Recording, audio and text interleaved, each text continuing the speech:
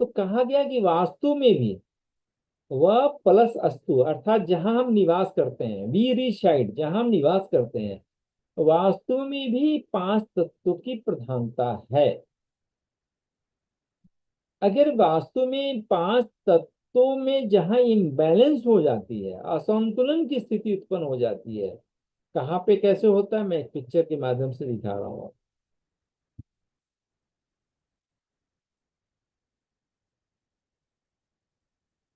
ये पूरा जो एरिया है, ये अपने घर का एरिया को इस हिसाब से नॉर्थ से लेके ईस्ट तक वाटर एलिमेंट, ईस्ट से लेके साउथ तक फायर एलिमेंट, ये साउथ वेस्ट की ओर अर्थ एलिमेंट, और नॉर्थ वेस्ट की जो डायरेक्शन है वो विंड एलिमेंट, एयर एलिमेंट इसे कहते हैं। अब बीच का जो स्थान है वो इधर आकाश तत्व की बात कही जाती है। और कहा जाता है कि फाइव जो बेसिक एलिमेंट्स है, इसमें अगर इम्बैलेंस होता है, असंतुलन की स्थितियां उत्पन्न होती है, तो उस घर में निवास करने वाले को तरह तरह की परेशानियां, there are different types of problem come in the way of उनकी प्रोग्रेस में, प्रॉस्पेरिटी में, इकोनॉमिकल डेवलपमेंट में, मेंटल डेवलपमेंट, फिजिकल डेवलपमेंट, सभी प्रकार के रिलीजियस डेवलपमेंट, सभी प्रकार के विकास में उन्हें परेशानियों की सामना करनी पड़ती है। अब ये परेशानियां जो है, ये जो दिक्कतें हैं, जैसे मान लिया जाए जिस भी घर में एयर एलिमेंट की वृद्धि हो जाती है, एयर एलिमेंट की वृद्धि होने पे क्या होता है, कफ एंड कोल्ड की प्रॉब्लम बढ़ जाती है, कफ एंड कोल्ड की प्रॉब्लम बढ़ जाती है। और कम समयों में बात बात पे लोग गुस्सा करने लगते हैं, एग्रेसिव हो जाते हैं, और बुढ़ापे उन्हें जल्द दिखाई पड़ने लगती है, बाल जो है, हेयर है, वो पकने लगता है।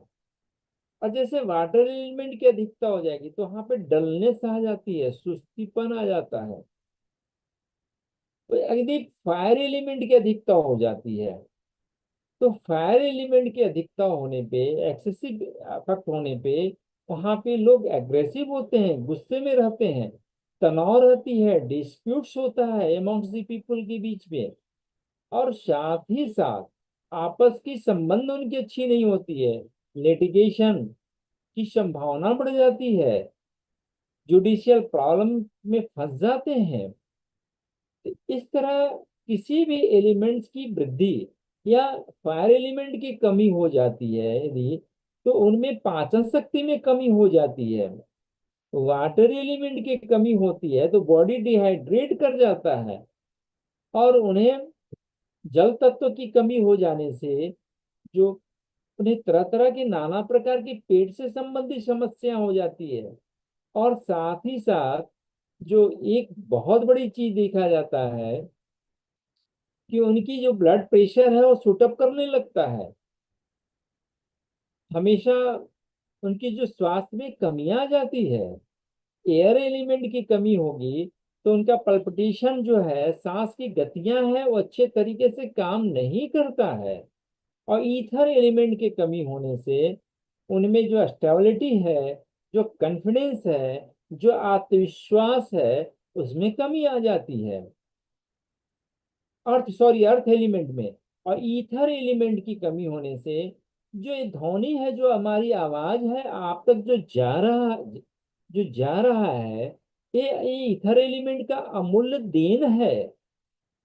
ये आकाश तत्व नहीं होता तो जो ध्वनि है, जो आवाज है, पर्यावरण के हवा की माध्यम से जो आप तक पहुंच रहा है, ये नहीं पहुंचता। जिस घर में ईथर एलिमेंट की कमी होती है, वहां पे सफोकेशन फील होने लगता है, लोग मानसिक रूप से डिसीजन लेने में उनकी दिक्कतें आने लगती है, और दम घुटने लगता है। इसलिए मंदिर में, मस्जिद में, या गुरुद्वारे में, या जो रिलीजियस जो भी ऐसे जगह है, प्लेसेज हैं, वहां पे आकाश तत्वों की, उसमें देखा होगा ना कि बीच में खाली रहता है, आजकल हम अपने घरों में क्या करते हैं, फॉल सीलिंग लगा के आकाश तत्व को कम कर दे रहे हैं, अपने घर की आंगन को बंद कर दे रहे हैं। तो जो प्लानिंग हम करते हैं, जो योजनाएं बनाते हैं, उसके अच्छे तरीके से इम्प्लीमेंटेशन हम नहीं कर पा रहे हैं। जहाँ पे आकाश तत्व की कमी होती है, इसलिए हमें इस चीज का पूरी तरह से ध्यान देना है कि किसी भी तत्व की, और वास्तु में ये कहा गया है कि 5 तत्व के समानुपातिक सम्मिश्रण 5 तत्व को ये बैलेंस व्यवस्था करके यदि घर को बनाई जाए, तो उस घर में रहने वाले की सुख शांति समृद्धि की प्राप्ति होती है। प्रॉस्पेरिटी, प्रोग्रेस, ओवरऑल डेवलपमेंट, सब कुछ अच्छे तरीके से मिलता है, प्राप्त होता है। इसलिए ये 5 तत्वों की वास्तु में बहुत बड़ी उसकी स्थान दी गई है। 5 तत्वों को हमें पूर्णतः ख्याल रखना है।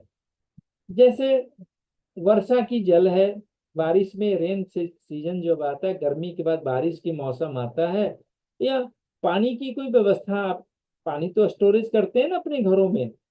पानी की व्यवस्था अगर साउथ वेस्ट में स्टोरेज कर दें अंडरग्राउंड वाटर टैंक बना के, तो लॉन्गिविटी में कमी आ जाती है, आयु में कमी आ जाती है, भाग्य साथ नहीं देता, पॉवर्टी लाइन, पॉवर्टी की ओर चले जाते हैं, विशियस सर्किल ऑफ पॉवर्टी के घेरे में लोग आ जाते हैं। यदि पानी की व्यवस्था साउथ ईस्ट में कर दी जाए, तो उनकी ताकत में कमी आ जाती है, जोश में कमी, इंथुसिज्म में कमी आ जाती है, बॉडी के मसल्स में कमी आ जाती है, फिजिकल इम्यूनिटी अच्छी नहीं रह पाती है। इसलिए हर तत्व की अपनी एक, उसकी अपनी सिग्निफिकेंस है, उसकी अपनी इम्पोर्टेंस है। उसके हिसाब से हम बैलेंस करके हमें चलना है। जिस तरह चिकित्सा विज्ञान में, मेडिकल साइंस में, जब भी किसी जो प्रोटीन या कार्बोहाइड्रेट या किसी भी चीज की कमी या ज्यादा हो जाती है, तो वो एक नई तकलीफ पैदा करता है। फैट की वृद्धि हो जाने पे या मोटापा बढ़ जाता है, तो या प्रोटीन की कमी से बहुत पतला दुबला इंसान होने लगता है। तो उसी तरह सबकी सामान अवेलेबिलिटी होनी चाहिए। अपने घर को भी वैसे ही रखना है हमें। इसलिए कहा गया है कि इसमें वास्तु एक विज्ञान है, इसमें विज्ञान की भी अफेक्ट है, और व्यवहारिक ज्ञान की भी इसमें जरूरत है, जिसका एक आध्यात्मिक आधार भी है। इसमें आध्यात्मिक स्पिरिचुअल कैपेसिटी को भी इसमें देखा गया है। तो ईथर एलिमेंट को हमें ठीक रखना है, आकाश तत्व को ठीक रखना है, यदि अच्छे मानसिक शक्ति को अच्छा रखना है, यदि हमें प्लानिंग जो करते हैं उसकी एग्जीक्यूशन अच्छी तरीके से करनी है, योजनाएं को इम्प्लीमेंट अच्छे तरीके से करना है, तो हमें ईथर एलिमेंट को अपने घरों में अच्छे तरीके से रखना होगा। तभी हमारा मन मस्तिष्क है, तभी हमारे निर्णय लेने की क्षमता अच्छी होगी, तभी उस अच्छे निर्णय से हम उसे इम्प्लीमेंट अच्छे तरीके से कर सकते हैं। इस तरह ईथर एलिमेंट की अच्छे तरीके से रखने की हमें आवश्यकता है। एयर एलिमेंट की बात कही जाती है। एयर एलिमेंट में हम देखते हैं कि जो ऑक्सीजन है, पेंडेमिक गुजरे हुए बहुत बहुत दिन तो नहीं हुआ है। पेंडेमिक में देखा होगा ना ऑक्सीजन की क्या इंपॉर्टेंस होगी। पेंडेमिक में तो अनुभव किया गया है ना कि ऑक्सीजन की कितनी बड़ी महत्व है हमारे जीवन के लिए। प्रकृति ने किसी को डिस्क्रिमिनेट नहीं करता है, ऑक्सीजन को देने में कभी डिस्क्रिमिनेट नहीं किया, विभेद नहीं किया कि आपको हम ज्यादा दे रहे हैं, प्रकृति हमें कम दे रही है। सब कुछ समान रूप से दिया। लेकिन जब पेंडेमिक आया, तो जान बचाने के लिए एक्सटर्नल ऑक्सीजन की आवश्यकता पड़ी चिकित्सा विज्ञान के दृष्टिकोण से, और तब जाकर जान बचाई गई। तो इस ऑक्सीजन जो है, जो प्राणवायु जिसे कहते हैं, इसकी जो अवेलेबिलिटी जो है इस पृथ्वी पे मात्र 21% है। मात्र क्या है, 21% उसकी अवेलेबिलिटी है, जो हमारे जीवन को संचालित करता है, जो मेरे जीवन की प्राण वायु है। और इस ऑक्सीजन की जो मात्रा है, जैसे सबसे ज्यादा 78% जो है वो नाइट्रोजन की है, जो पेड़ पौधों की उसकी जरूरत पड़ती है, पेड़ पौधों की वृद्धि में उनकी जरूरत पड़ती है। बाकी सब छोटे छोटे उनकी प्रतिशत है, कोई 0.1% है, कोई 1% है, ऐसे करके बाकी की अवेलेबिलिटी है हमारे के यहाँ। और 5 किलोमीटर की ऊंचाई से ऊपर जब जाते हैं, 16 किलोमीटर तक और 23 किलोमीटर की जब एरिया में हम जाते हैं, तो ऑक्सीजन की जो 3 परमाणु से ओजोन में बदल जाता है। जो ऊपर से जो प्रकाश हीट जो आ रही है, सूरज के प्रकाश की किरणें के साथ बहुत सारे जो आ रही है, जो डायरेक्ट पृथ्वी पे ना आकर के उसको फिल्टर कर देता है, उसे अवशोषित कर देता है, और जितना पृथ्वी पे चाहिए उतना ही दे पाता है। नहीं तो पृथ्वी पे क्या है, सब हिम, सारे हिम ग्लेशियर पिघलने लगेंगे, और यहाँ पे समुद्र की तल ऊपर होने लगेगी, और हीट स्ट्रोक बढ़ जाएगा, गर्मियां बढ़ जाएगी, इरेगुलर मौसम की स्थितियां हो जाएगी। और यही कारण है कि टेम्परेचर बढ़ जाएगा, और टेम्परेचर बढ़ने बढ़ने से हम लोग का जीवन भी मुश्किल में पड़ जा सकता है। इसलिए इस प्राणवायु को भी हमें प्रकृति ने बड़ा अद्भुत चीज दिया है, इसे हमें संजो के रखना है, प्रिजर्व करके रखना है, पेड़ पौधे की रोपण करनी है, पर्यावरण को बचा के रखनी है। तभी इसको हम अच्छे तरीके से रख पाएंगे, तभी हमारा जीवन कष्टों से दूर होगा, तभी हमारा जीवन सुलभ होगा, सहज होगा, और अच्छे तरीके से अपने जीवन को हम व्यवस्थित करके आगे जा सकते हैं। अब इस प्राण वायु को घरों में कैसे हमें रखनी है, एयर की मूवमेंट, एयर की सर्कुलेशन को कैसे हमें व्यवस्थित रखना है, इसका भी ख्याल रखना है। वास्तु ये भी सिखाता है। कहा जाता है, जिन घरों में नॉर्थ ईस्ट से लेके नॉर्थ वेस्ट तक